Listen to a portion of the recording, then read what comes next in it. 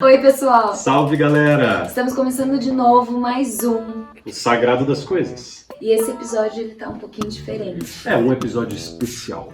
A gente tá chamando de episódio especial porque a gente fez uma conversa com um especialista. Com um convidado nosso, então é um episódio um pouco mais longo e é um bate-papo bem interessante que a gente super recomenda.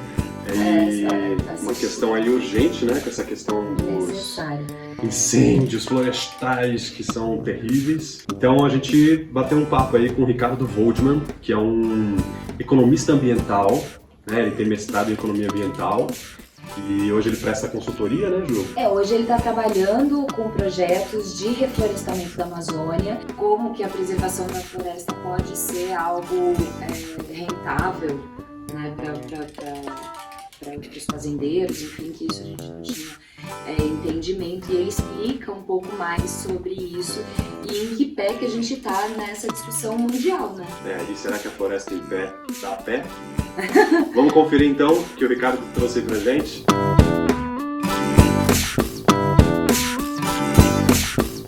Bem-vindo, Voldman. Bem-vindo, Ricardo. Obrigado. Gente, Ricardo foi amigo de colégio da Juliana, a pessoa. A gente se encontrou há um tempo atrás e eu e o Henrique, a gente conversou bastante com ele sobre o trabalho dele, ficamos impressionados dele estar fazendo esse trabalho, então a gente convidou ele para falar um pouco. E, Ricardo, bem-vindo ao nosso Sagrado das Coisas e se apresente para todo mundo, por favor. Obrigado, é um prazer para mim estar conversando com vocês hoje. E meu nome é Ricardo Voldman, né? E eu lembro que a última vez que a gente conversou foi em meados de 2015, se não me engano, né? Nossa! E naquela época eu estava trabalhando no IPAM, que é o Instituto de Pesquisa Ambiental da Amazônia, que eles têm escritórios em 5 estados, acho que no total 8 escritórios, pelo menos era assim na época. E eles é um instituto de pesquisa sem fins lucrativos e foi de fato a minha porta de entrada, não só no terceiro setor, mas assim no setor agrícola. Eu saí de São Paulo de carro aqui para o Mato Grosso, aqui em Cuiabá, onde eu estou morando hoje. E aí foi aí que eu conheci o agronegócio. Você fez o seu mestrado, não foi no Brasil? Foi numa universidade chamada University of Birmingham, na Inglaterra, em 2010, né? E a preocupação deles com relação à economia ambiental, se você acha que tem algum diálogo, algum eco para as questões aqui do Brasil e da América Latina, com essa coisa? Sem dúvida alguma. Eu acho que assim, a economia ambiental em si, ela tenta dar valor monetário aos recursos naturais que não têm valor monetário, né? Então, por exemplo, qual que é o valor dos serviços ecossistêmicos que uma floresta tem, mas que não são capturados em valores monetários? Então, por exemplo, uma tentativa de fazer isso é o próprio carbono. Tem uma precificação, beleza, mas tem outras coisas que não tem, que é, por exemplo, o potencial de descoberta de novas drogas ou de novas soluções de polinização, turismo. Eu acho que algumas das coisas também, né? Assim, o prazer que as pessoas têm por estar no meio ambiente, regulação climática, fluxo de água, né? E a gente vê assim, essas secas que estão chegando em São Paulo, é um pouco isso, né? O desmatamento que tem lá no norte, na Amazônia, acabam gerando as secas no São Paulo, e aqui o que a gente está vendo agora no Pantanal foi um pouco disso também, né?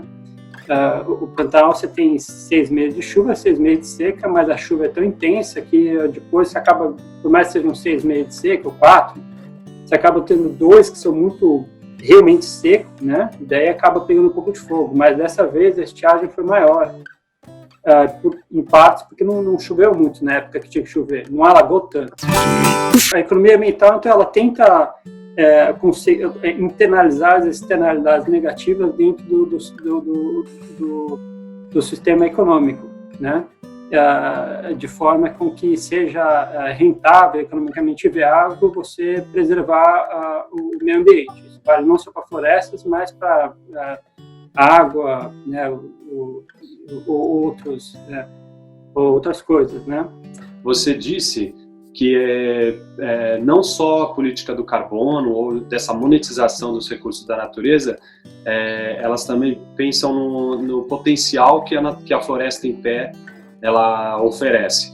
Dentro desse conceito aí, a discussão ela inclui a parte das culturas que sobrevivem a partir da floresta em pé, como, por exemplo, saberes milenares das culturas ameríndias, que elas, se não tiver floresta, não tem cultura ameríndia. Não tem a vida dos indígenas, por mais relação que eles tenham com a cidade, mas a cultura deles depende da floresta em pé. Como é que é essa discussão também dessa parte mais social, da parte da cultura das comunidades ribeirinhas, indígenas e caboclos? Sim. Entender mais a relação deles com o meio ambiente, como se dá a governança, para que qualquer projeto de conservação de florestas ou de restauração de floresta nativa pode ser não só ambientalmente sustentável, mas socialmente sustentável também. Os dois são super interligados. Então, está começando a vir à tona alguns projetos de restauração florestal gigantescos que tiveram em 2000, 2010, que não levaram muito em consideração o homem na região. Então, um projeto de restauração florestal, botou um montão de espécies nativas de alto valor de biodiversidade, potencial de captura de carbono, mas que tem pouco uso para as comunidades tradicionais. É muito importante levar em consideração as pessoas que moram na região, é fundamental. Há 2 semanas nós fomos com a família da Ju, nós fomos para uma cidadezinha chamada Bálsamo, que fica no interior de São Paulo, já quase divisa com Mato Grosso do Sul. Perto de Rio Preto, São José do Rio Preto. Cara, e a gente andou 6 horas na estrada, na Washington Luiz, com uma fumaça branca permanente. A gente não conseguia ver praticamente a linha do horizonte. A gente ficou bem chocado. O tempo inteiro, assim, tipo, cara, a conversa no carro era essa, assim, essa fumaça, ela deve estar vindo do Pantanal, né? Só pode estar vindo do Pantanal. Depois de 1 a 2 semanas, teve a notícia de que São Paulo amanheceu lá com toda aquela fumaça que deixou a cidade toda alaranjada. Porque o fogo é a forma mais antiga ou barata, que é hoje muito usada para a conversão de florestas. Até para a própria sustentabilidade da agricultura. Assim, você coloca o fogo para você diminuir a quantidade de pragas para o ano seguinte, tanto para a passagem para a bovinocultura quanto para a lavoura, né, para a agricultura. Mas a Amazônia ainda tem 83% da floresta nativa, 17% foi convertido, mas a gente tem 50% do bioma tá dentro do Brasil. É uma área gigantesca, maior que a Europa, talvez, né? O do Cerrado se perdeu 50% da floresta original, né? E do Pantanal é bem preservado, mas os incêndios desse ano afetou 20% da área do Pantanal. Então, é assim, em um ano só, é muita coisa. A gente pode ter esperança de que depois dessas queimadas, essas regiões elas se regeneram? Essas áreas de queimada regeneram? O Cerrado, ele regenera já durante a época da chuva. A árvore ela não morre com incêndio, né? Esse que é o ponto. Ela queima um pouquinho embaixo, fica essas plantas, mas assim, ela está viva por dentro, porque a raiz dela é super funda. E o fogo faz parte do ciclo natural do Cerrado, né? E agora na Amazônia, no Pantanal, não. Então, o tempo de, assim, você tem mortalidade das espécies, não sei se é, sei lá, 50% das espécies que morrem depois do incêndio, tanto no Amazonas como no Pantanal, não sei se é exatamente isso, mas é por aí, e vai demorar muito mais, né, para se recompor, não vai ser em um ano, né, pode ser vários anos, né. Então, hoje, de todo o desmatamento que a gente teve no Brasil, de toda a conversão de florestas que a gente tem no Brasil, de todos os biomas, 80% hoje é ocupado por pastagens. E a agricultura vai ocupando essa área. Acho que mas o que é de fato está sendo muito usado por todo mundo que quer conservar florestas, mas que não quer prejudicar o agronegócio, aqueles que querem, né, continuar crescendo a área de agricultura, mas aliada à conservação, é justamente usar as áreas de pastagem degradadas que a gente tem hoje. A gente tem 160 milhões de hectares de pastagens no Brasil. É uma área de 5 vezes a Alemanha são 33 3 milhões de hectares, se não me engano, é 5 vezes a área da Alemanha e a área de pastagem do Brasil, de todos os biomas. Por que precisa de tanto isso? Pois é, a pecuária hoje é tem uma baixíssima produtividade. O pecuarista, ele em termos gerais, ele coloca o animal sobre a pastagem, realmente não cuida, não faz o manejo da pastagem para que ela cresça rápido e intensifique a fazenda dele, que é bem mais trabalhoso, é mais caro, precisa de investimento, mas o ciclo de abate do animal cai pela metade, as emissões de carbono caem pela metade e a pressão sobre novo desmatamento de novas áreas diminui muito. Você consegue produzir a mesma coisa em metade da área. Então essa é toda a lógica. A gente não precisa de 5 Alemanhas para produzir toda a carne de hoje. Pelo contrário, a gente consegue produzir, intensificação você consegue produzir 5, 10 vezes mais na mesma área, né? Obviamente não dá para pegar essa média por 2,3 milhões de pecuaristas no Brasil, mas dá para você aumentar a produtividade em média da pecuária brasileira em 50% nos próximos 10 anos, né? E aí você libera 80 milhões de hectares de pastagens que podem ser ocupados para a expansão da agricultura ou para serem restaurados em termos de floresta nativa. Então, assim, matematicamente a coisa fecha. Mas, assim, acho que o argumento principal é o incremento dos preços de terra depois da conversão de floresta para pastagem, de floresta para agricultura. É, em média, 10 vezes mais. Então, assim, se você tira as árvores da sua propriedade, a sua propriedade automaticamente vai valer 5, 10 vezes mais. Preservar a floresta no Brasil é um bom negócio? Depende para quem, né? Acho que para o produtor que está lá na Amazônia, para ele é um mau negócio. Ele paga a conta da preservação e não se beneficia por ela, porque o mercado de crédito de carbono não é mandatório, ninguém remunera ele pelo carbono evitado ou pelo estoque de carbono que tem lá, e ele pode tirar um dinheiro de produtos florestais não madeireiros, tipo açaí, algumas outras espécies, mas, sabe, o pecuarista não faz isso. Tem uma questão cultural, né? Então, para ele, é um mau negócio, né? Agora, para a sociedade, é um puta num bom negócio. E aí que é o problema, né? Você tem quem não mora na floresta quer preservar, mas quem mora na floresta, que é agricultor ou pecuarista, quer desmatar. Só quer preservar ganhando dinheiro quem trabalha com produtos não madeireiros. Produto não madeireiro todas as frutinhas ou nozes você consegue tirar com a árvore de pé, sem precisar desmatar ela. Então, castanho do Pará. Tem uma premissa de comunidades indígenas tradicionais assim que se relacionam com a terra como um lugar sagrado, vamos chamar assim. A terra é sagrada, né? Então, quando existe aí a relação de plantar e colher, ou mesmo nas relações de coleta daquilo que a própria natureza está oferecendo, como as castanhas, esses produtos não madeireiros que você está dizendo, existe toda uma relação que, para a cosmologia ameríndia, existe uma relação até espiritual nisso tudo. Como é que você, que é um cara super técnico, super profissional assim nessa questão, como é que você sente a relação desses grandes fazendeiros, ou dessa lógica da agropecuária no Brasil hoje, que está se industrializando cada vez mais? Como é que seria esse diálogo com esses pensamentos mais tradicionais que buscam uma relação sagrada com a natureza, com a colheita, com o plantio? Como é que você vê isso? Eu conheço muito pouco dessa área, mas eu super respeito, né? É muito difícil falar dos indígenas em geral e dos povos da floresta, né? Porque os costumes deles são completamente diferentes, os valores são completamente diferentes, a gente não entende, a gente entende muito pouco sobre eles, a cultura a nossa, a branca se sobrepõe aos interesses dele de uma forma criminosa em várias formas, né? E acho que poucos têm essa compreensão. Eu não sei como é que tem que ser feito esse diálogo. Eu acho que o que tem que ser feito é ter respeito, né? A forma como que essas comunidades viviam foi completamente prejudicada. muito embora elas tenham uma área aparentemente muito grande, muito maior do que um grande agrônomo, talvez, né?